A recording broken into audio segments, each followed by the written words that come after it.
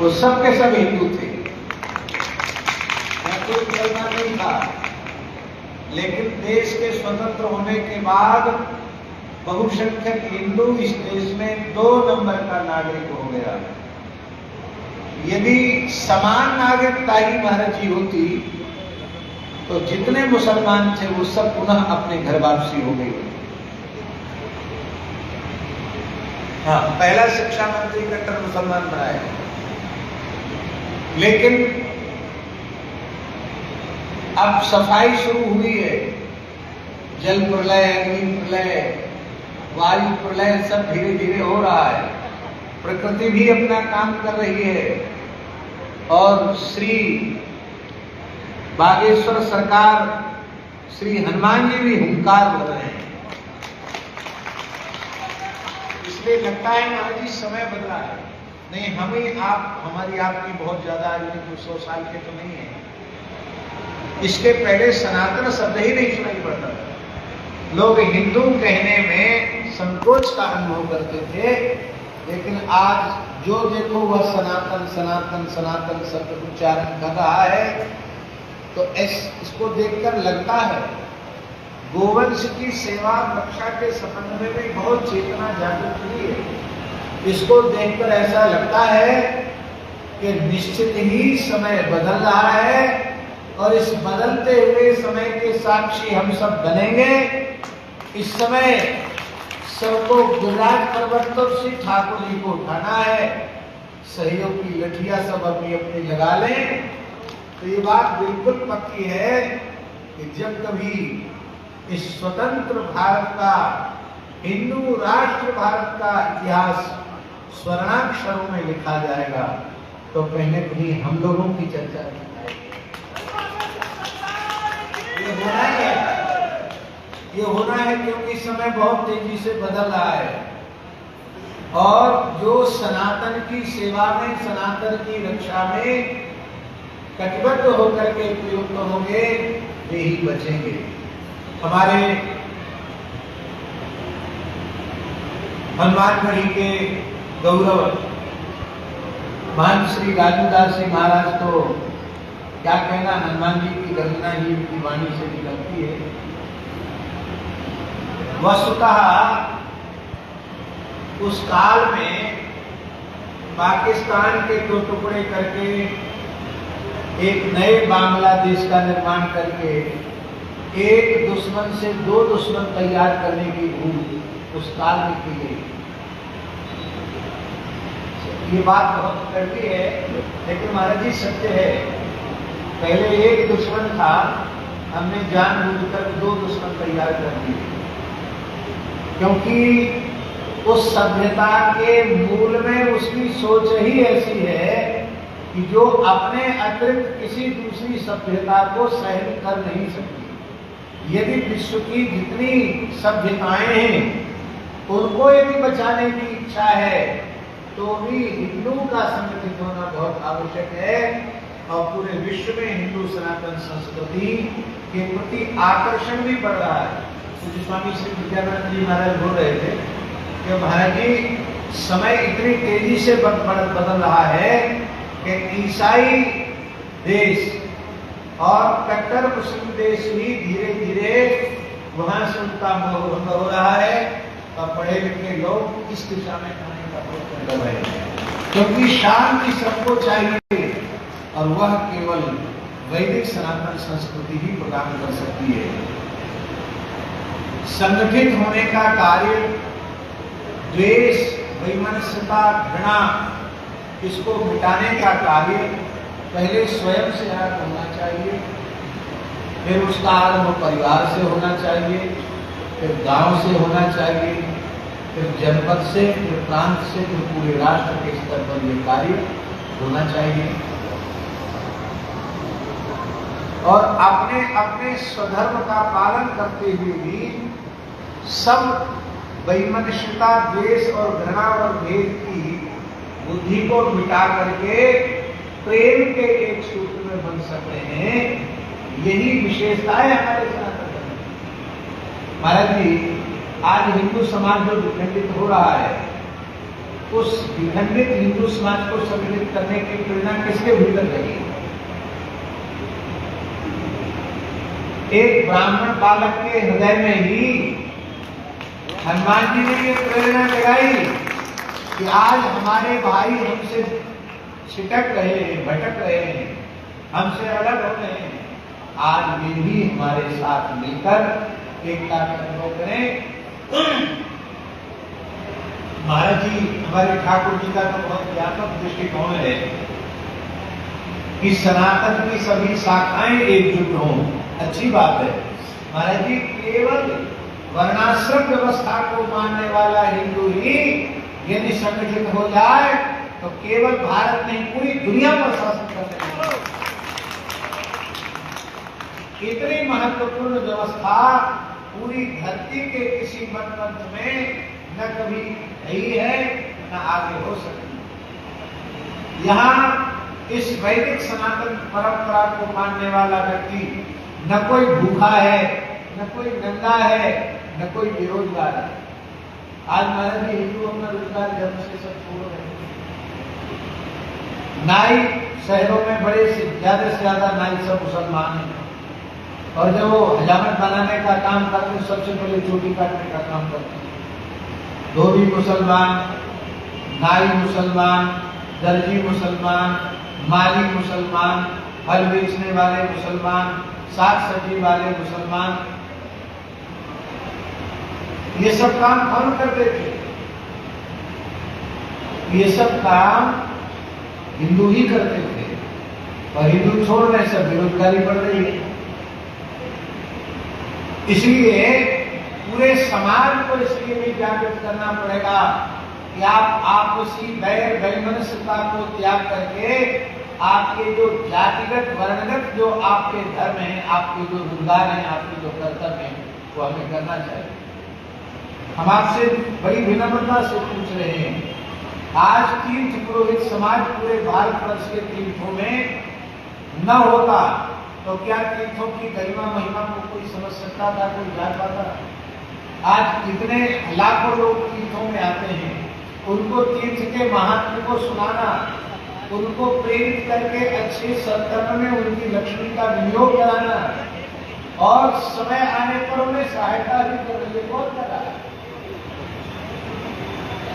रोजगार तो और भी हो सकते हैं, लेकिन हमें अपनी परंपरा से प्राप्त जो रोजगार हैं उसको करते हुए वैदिक सनातन धर्म की सर्वविध सुरक्षा का कार्य करना चाहिए, और अपनी अपनी गुरु परंपरा, अपनी अपनी सिद्धांत परंपरा का अक्षरशः पालन करते हुए भी एक साथ एक मंच पर एक साथ बैठने की सबको आवश्यकता है। हम लोग अपनी अत्यंत मूल्यवान ऊर्जा केवल एक दूसरे को नीचा दिखाने में लगा देते हैं। हमको किसी ने कल कहा कि अभी जो बहुत जोर शोर से प्रकरण चल रहा है, आप भी कुछ कहिए। तो हमने उनको कहा, इसको बनाकर रखना चाहते हो तो इसको सनातन धर्म के सबसे अधिक घातक मानकर इसको समाप्त करना चाहते हो। आप क्या चाहते हो बताओ? तो समाप्त होना चाहिए। मैंने समाप्त होना चाहिए तो सब चर्चा बंद कर दो, समाप्त हो जाएगा।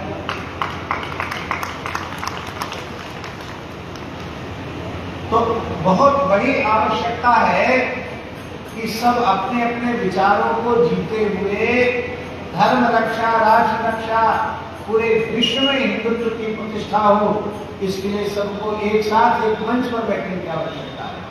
आपकी अपनी अपनी परंपराएं हैं, अपने छड़ी छत्र सिंहासन से आप बैठिए, लेकिन गो रक्षा, राष्ट्र रक्षा, धर्म रक्षा की बात हो तो केवल छड़ी छत्र सिंहासन या मंच नहीं, रोड पर बैठने की बात हो तो बिना आसन के रोड पर बैठने में भी संकोच नहीं करना चाहिए। जो यमुना जी की शुद्धिकरण के लिए जो चर्चा हो रही है, वही स्थिति विकृति आने लगी थी नर्मदा जी की। महाराज जी ने, हमारे बड़े गुरु भाई पूज्य स्वामी श्री गिरीशानंद जी महाराज कमर कस के खड़े हो गए जबलपुर में, और श्री नर्मदा जी के स्वरूप के संरक्षण के लिए आप आज श्री नर्मदा जी का पीने लायक है। अभी हम सरकार से बोल रहे थे कि ये 7 नवंबर के पहले एक ऐसी बैठक हो जाए जिसमें उत्तर प्रदेश के मुख्यमंत्री, उत्तराखंड के मुख्यमंत्री, दिल्ली के मुख्यमंत्री, हरियाणा के मुख्यमंत्री हो और कुछ 2-4 संत भी हों और एक व्यवस्थित यमुना जी की योजना बन जाए जिससे हम ईमानदारी से कह सकें कि इतने समय के भीतर इस प्रकार से हम यमुनोत्री से लेकर और तीर्थराज प्रयाग तक श्री यमुना जी को अविरल और निर्मल इस प्रकार का निर्मल बना देंगे कि हम यमुना जी में गोता ही नहीं, हम यमुना जल पान का नियम ले सके कि हम ब्रज में हैं तो हम यमुना जल पान करके ही रहेंगे। इन्हीं शब्दों के साथ इस संपूर्ण कार्यक्रम के प्रति, इस यात्रा के प्रति अपनी हृदय से पूर्ण भावना व्यक्त करते हुए इसमें भी हमने उपस्थिति दी है और जब जब जैसे जैसे समय भगवान कृपा करके प्रदान करेंगे हम यात्रा में भी उपस्थिति देंगे और पूर्णता में तो रहना ही है। और यह यात्रा ऐसी होनी चाहिए कि इतिहास बन जाए कि हाँ ऐसी कोई यात्रा हुई थी। और भैया अभी अपने घर की बात है, इतनी बड़ी यात्रा वृंदावन में आ रही है, ब्रजवासियों के घर में आ रही है, इसलिए अतिथि देवो भव का स्वरूप अनुभव करते हुए हम लोगों को सबको मिलजुल करके उसकी दिव्य भव्य स्वागत की तैयारी करनी चाहिए। और श्री यमुना जी के विशाल कुंड में बहुत विशाल पंडाल होना चाहिए जिसमें कम से कम 5-7 लाख लोग उपस्थित हों। एक दुनिया में इतिहास बने कि हाँ कोई कार्य हुआ है। इन्हीं शब्दों के साथ इसलिए आज हमने मंगलाचरण नहीं किया। मंगलाचरण में हनुमान जी की गर्जना ही सुनाई, जय तीर्थ बोलो राम लक्ष्मण सिंहावला, यह प्रार्थना करते हुए हम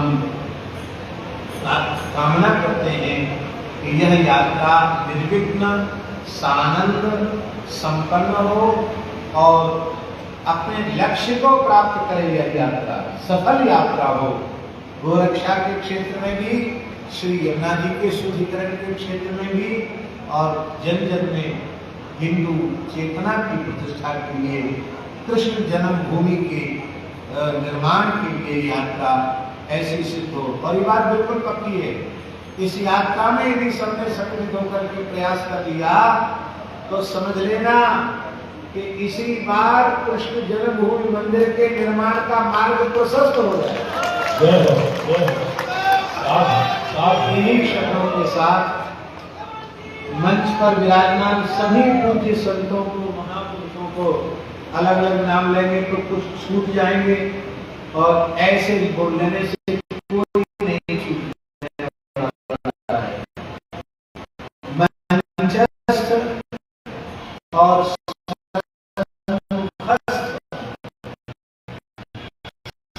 सभी महान को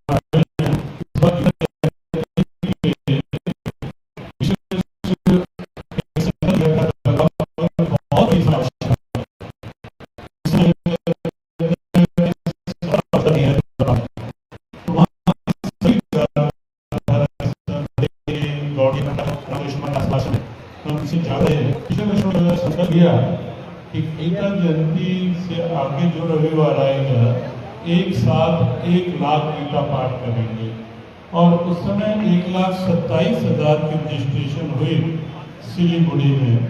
तो इस बार का जो संकल्प है उनका वो है एक साथ 5 लाख गीता पाठ। और पूरे बंगाल के संत और संस्थाएं हम 2 दिन लगाते हैं वहाँ पीछे, और फिर अगले महीने जाने का है। और हमारे श्रद्धेय धीरेन्द्र कृष्ण शास्त्री जी भी वहाँ उस दिन वहाँ रहेंगे उस आह्वान में, जो एक साथ 5 लाख गीता पाठ का होगा। और सब उपस्थित होकर एक साथ गीता पाठ करेंगे। ऐसा एक व्यापक आह्वान तो वहाँ से विशेष रूप से निर्गुणा ने दिया है। हमारे बीच में अक्षय पात्र परिवार के पुरोधा स्वामी श्री अनंत वीरदास जी यहाँ पे विराजमान है। जैसे कि गौरी गोपाल के श्री अमृताचार्य जी ने बात कही कि 9 दिन की यात्रा में भोजन की व्यवस्था कौन करेगा, तो 1 दिन की व्यवस्था है गई है। ये बात कही हमारे श्री धीरेन्द्र कृष्ण शास्त्री जी ने उनको सूचित की हो। तो गौरी गोपाल के अमृताचार्य जी ने कही कि 8 दिन की भोजन व्यवस्था गौरी गोपाल आश्रम की ओर से होगी। अक्षय पात्र के स्वामी श्री अनंत वीरदास जी अभी यहाँ विराजमान हैं। उन्हें कहिए मनोज मोहन जी ये कह दो या यात्रा में दिल्ली से लेके वृंदावन तक भोजन के साथ में और जो व्यवस्था की जरूरत पड़ेगी वाकई में अक्षय पात्र परिवार तैयार है। कर दो ध्वनि के संग में उनकी यह भावना को हम लोग स्वागत करें। और अनंत वीरदास जी महाराज को हृदय से अभिनंदन है या भावना देते हैं। और अब श्री धीरेन्द्र कृष्ण शास्त्री जी आपकी एक बार जोड़ते गजरा करो बागेश्वर धाम की जोरदार धीरेन्द्र कृष्ण शास्त्री जी देखो एक बात सुन लियो। और ऐसे ही हम सब लोग बोल रहे हैं कि वो चुपचाप बैठे हुए हैं। फिर जामवान जी यानी धीरेन्द्र कृष्ण शास्त्री जी को बल की स्मृति करावे के तय कछु जय बोलनी पड़ेगी। बागेश्वर धाम की, श्री हनुमान जी महाराज की, सन्यासी बाबा की, श्री वृंदावन बिहारी लाल की, यमुने महारानी की, श्री धीरेन्द्र कृष्ण शास्त्री जी। गौ माता की, गौ माता की, गौ माता की, गौ माता की, सन्यासी बाबा की।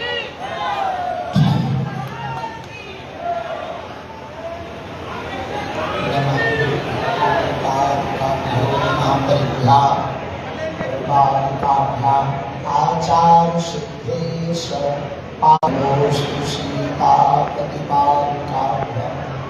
श्री वृंदावन बिहारी लाल की, यमुना महारानी की, बागेश्वर बालाजी की, सन्यासी बाबा की, सभी संत जनों की, संपूर्ण ब्रजवासियों की, ब्रज क्षेत्र की, गोवर्धन महाराज की, गिरिराज धरण की, पूंछरी के लोठा की, सभी विद्वत समाज की हार हार। आज हम क्या कहें, जो कहना है सभी महापुरुष संपूर्ण ब्रज क्षेत्र के यहाँ की विभूतियां, विभूति संत महंत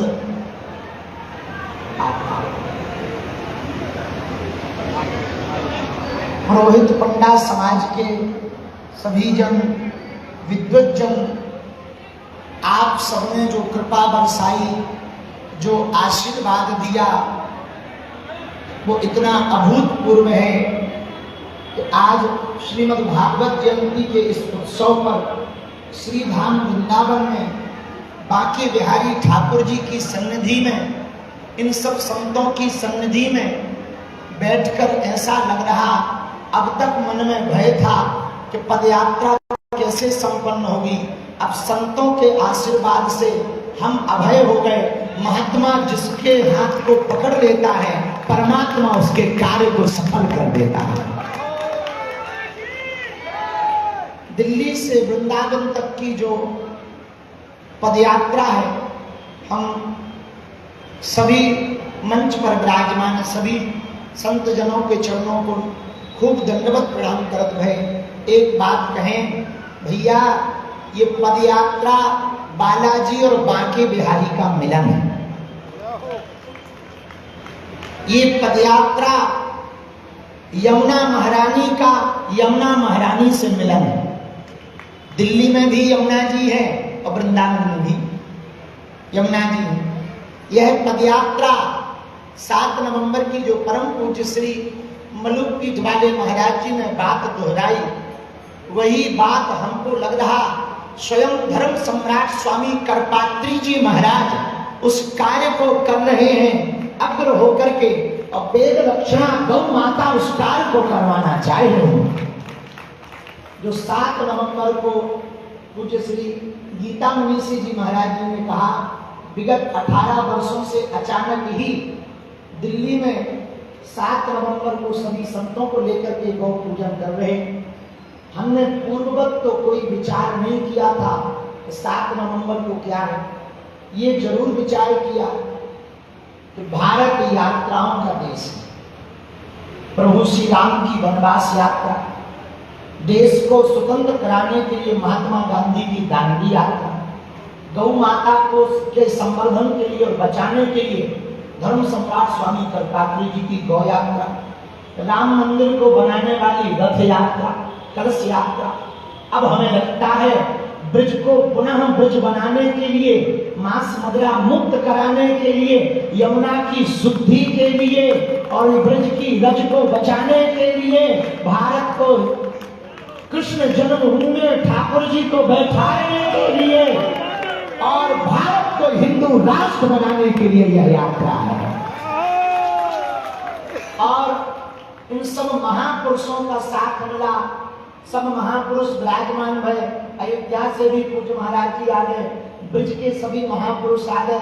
आप लगातार मंच का संचालन भी कर रहे हैं। पूज्य ठाकुर जी भी तब से ही विराजमान है, एक अभिभावक की भूमिका की तरह आपका आशीर्वाद प्राप्त हो रहा।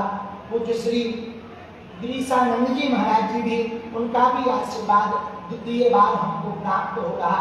सभी संतजन विद्वज्जन विराजमान, सभी ब्रजवासी विराजमान, पंडा पुरोहितों के भी सब लोग विराजमान, अक्षय पात्र वाले भी पूज्य महाराज जी विराजमान, तिवारी जी भी साथ में आए।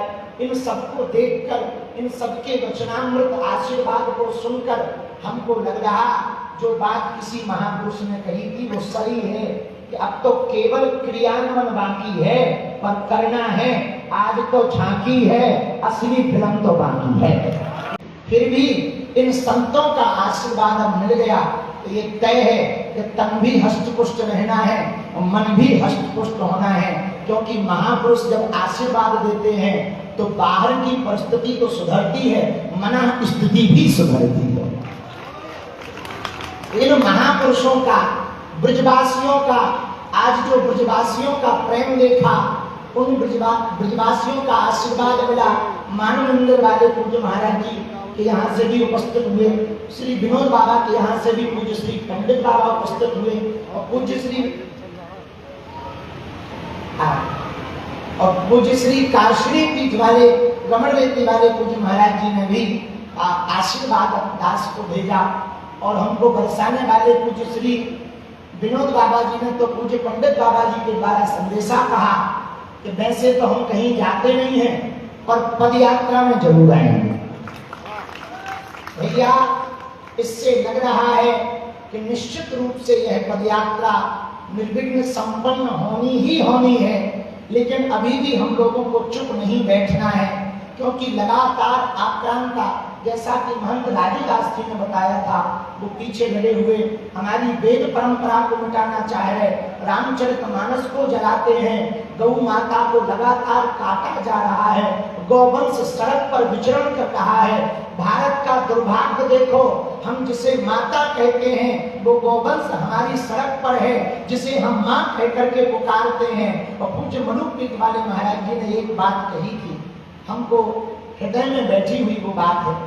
बोले सुनो, भारत को यदि हिंदू राष्ट्र बनाना है तो गौ माता को पहले राष्ट्र माता बनाना पड़ेगा। गाय माता यदि राष्ट्र माता बनेगी तो भारत हिंदू राष्ट्र बनेगा। और दूसरी बात भी पूज्य मनुपीठ वाले महाराज जी ने बहुत पहले कही थी, वो भी बड़ी अभूतपूर्व। बोले सुनो, कोई ब्रजवासी यदि आपको स्वीकार कर ले तो ये समझना साक्षात ठाकुर जी ने आपको स्वीकार कर लिया है। तो आज सभी ब्रजवासियों का जब हमें आशीर्वाद मिला, समस्त ब्रजवासियों की कृपा मिली, तो हमको लग रहा कि ठाकुर जी ने तो स्वीकार किया भी है, उनके जो अष्ट सखा हैं उनने भी हमें स्वीकार कर लिया होगा, और बरसाने वाली ने भी हमें स्वीकार कर लिया होगा, क्योंकि विनोद बाबा के यहाँ से भी आशीर्वाद मिल गया। तो अब हमें लगता है संपूर्ण ब्रजवासियों ने हम पर कृपा कर दी होगी। बची खुची हम पांव पकड़ के कृपा ले रहे हैं। बरसाने वाली ने वर्षा भी करवा दी, तो जल वृष्टि भी हो गई। इससे निश्चित होगा कि यज्ञ कोई हो गए तो जल बरस जाए तो सफल है। आज संतों की सभा हुई तो यज्ञ हुई तो जल बरस गया, मतलब सभा सफल है।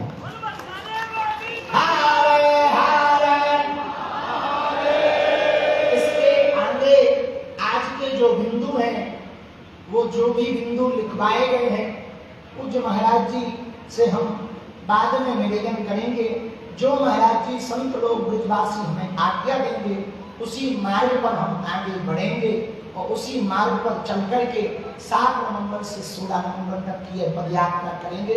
रुकेंगे नहीं जब तक मथुरा में ठाकुर जी नहीं बैठ जाएंगे, यमुना जी निर्मल नहीं हो जाएंगी, गौ माता राष्ट्र माता नहीं हो जाएगी और भारत हिंदू राष्ट्र नहीं हो जाएगा, सामाजिक समरसता नहीं हो जाएगी, हिंदू हिंदू भाई भाई नहीं हो जाएगा, तब तक हम चलते रहेंगे, चले रहती चलते रहेंगे, चलते रहेंगे। इसी भाव के साथ पुनः श्री ठाकुर जी के चरणों में, ब्रजवासियों के चरणों में नाक रगड़कर दंडवत प्रणाम करके और मंच पर विराजमान सभी महापुरुषों के चरणों में नाक रगड़कर दंडवत प्रणाम करके आप सबको भी श्री सीताराम।